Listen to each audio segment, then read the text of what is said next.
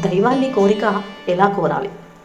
నువ్వు బతికి ఉన్నంత కాలం ధార్మిక కార్యాలు నీ సంపదతో చేయాలి అని కోరుకోవాలి. అంటే ఎప్పుడు నువ్వు ఇచ్చే స్థితిలో ఉండాలి అని అర్థం. అంటే ఎప్పటికీ నీకు సంపద ఉంటుంది. నా ఇంట్లో దైవానికి నిత్య నైవేద్యం ఉండాలి అని కోరుకోవాలి.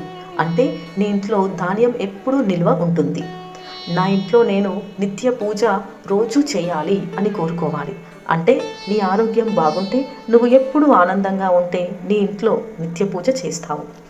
నా ఇంటికి ఎవరు వచ్చినా కడుపు నిండా భోజనం చేసి వెళ్ళాలి అని కోరుకోవాలి.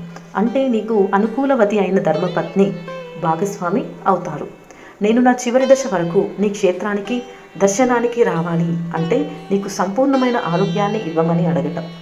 భగవంతునితో నీ గడప నిండుగా ఉండాలి అని కోరుకోవాలి.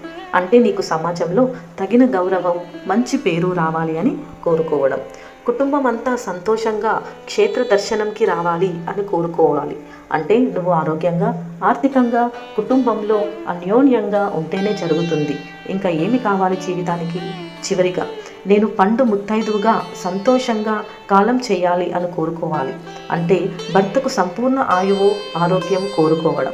మనకు తల్లిదండ్రులు ఆ దైవమే.